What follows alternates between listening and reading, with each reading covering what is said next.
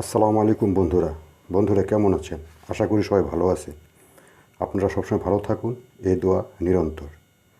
বন্ধুরা, আজ আরেকটি নতুন এপিসোড নিয়ে আপনাদের সামনে হাজির হলাম। আজকে যে বিষয়টি নিয়ে আপনাদের সাথে কথা বলবো সেটি হলো দোয়া কবুল না হওয়ার কারণ। আমরা অনেক সময় দোয়া করি, কিন্তু আমাদের দোয়া কবুল হবে কি না তার কিছু শর্ত আছে।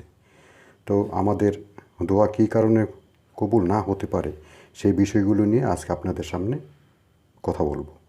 তো বন্ধুরা, দোয়া না হওয়ার যে সমস্ত কারণ আছে তার মধ্যে সর্বপ্রথম যে কারণটি আসে সেটি হলো হারাম খাদ্য ও হারাম বস্ত্র।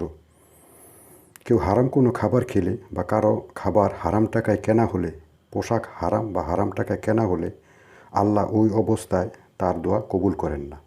রাসূলুল্লাহ সাল্লাল্লাহু আলাইহি সাল্লাম বলেছেন, হে মানব সকল, আল্লাহ পবিত্র, তিনি পবিত্র বস্তু ছাড়া কোনো কিছু গ্রহণ করেন না। তিনি এ ব্যাপারে মুমিনদের সেই নির্দেশই দিয়েছেন যে নির্দেশ তিনি দিয়েছিলেন রাসূলদেরকে। আল্লাহ বলেছেন, হে রাসূলগণ, তোমরা পবিত্র বস্তু হতে আহার করো এবং সৎকর্ম করো। তোমরা যা করো সে সম্বন্ধে আমি সবিশেষ অবহিত। আর আল্লাহ মুমিনদেরকে উদ্দেশ্য করে বলেছেন, হে মুমিনগণ, তোমাদের আমি যেসব পবিত্র বস্তু দিয়েছি তা হতে আহার করো। এ কথা বলার পর রাসূলুল্লাহ সাল্লাল্লাহু আলাইহি সাল্লাম এমন এক ব্যক্তির কথা বললেন যে ব্যক্তি দীর্ঘ সফর করে মাথার চুলগুলোকে এলোমেলো করেছে এবং পদযুগল ধুলায় ধূসরিত করেছে, অতঃপর আকাশের দিকে হাত তুলে দোয়া করে, হে আমার প্রভু, হে আমার প্রভু, কিন্তু তার খাদ্য হারাম, তার পোশাক হারাম, তার শরীর গঠিত হয়েছে হারাম দিয়ে, কিভাবে তার দোয়া কবুল করা হবে? সহিহ মুসলিম। তারপর যে বিষয়টি আসে সেটি হলো সৎ কাজের আদেশ ও অসৎ কাজের নিষেধ না করা। মানুষকে ভালো কাজের দিকে আহ্বান না করলে বা খারাপ কাজ থেকে বিরত না থাকতে বললে, অর্থাৎ দাওয়াত ও তাবলিগে অবহেলা করলে তার দোয়া আল্লাহ কবুল করেন না।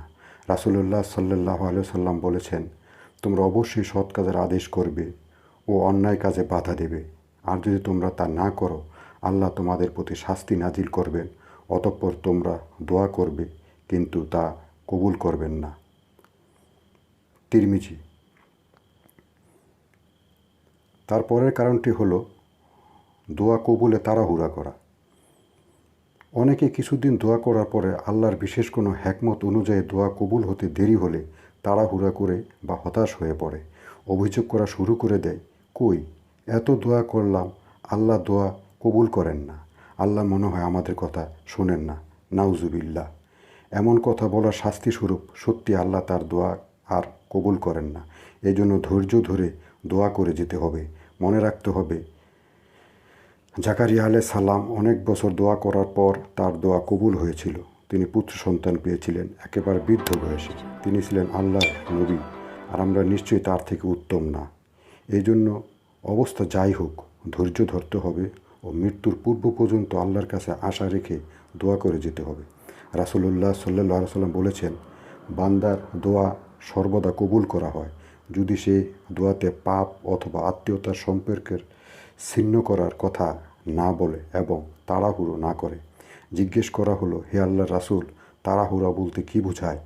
তিনি বললেন, দোয়াতে তাড়াহুড়া হলো প্রার্থনাকারী বলে, আমি তো দোয়া করলাম কিন্তু কবুল হতে দেখলাম না, ফলে সে নিরাশ হয় ও ক্লান্তি হয়ে দোয়া করা ছেড়ে দেয়।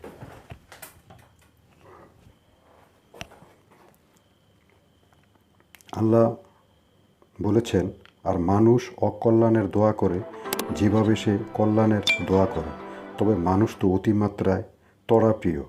সূরা আল ইসরা আয়াত 11। তবে দোয়ার ভিতরে এ কথা বলা নিষেধ নয় যে, হে আল্লাহ, এটা আমাকে খুব তাড়াতাড়ি দিয়ে দাও। দোয়াতে তাড়াহুড়া করা অর্থ হলো দোয়া করে কেন এখনও দোয়া কবুল হলো না এমন ভাবনা নিয়ে ক্লান্ত হয়ে দোয়া করা ছেড়ে দেয়া। দোয়া কবুল না হওয়ার আরেকটি কারণ হলো মনের বা অন্তরের উদাসীনতা।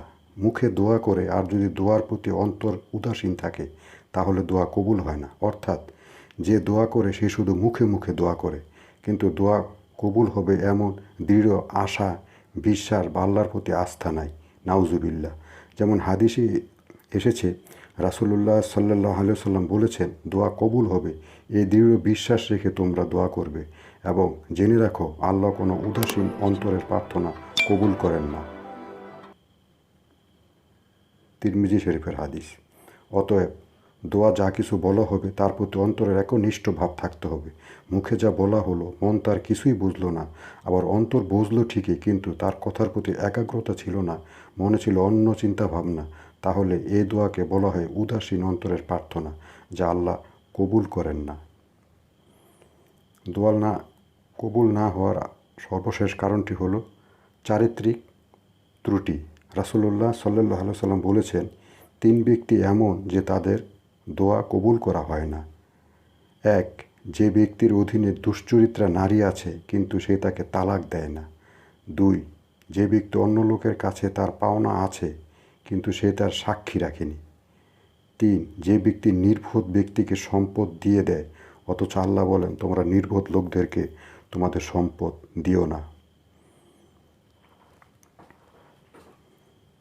তো বন্ধুরা, এই ছিল আমাদের আজকের এপিসোড। আশা করি আপনারা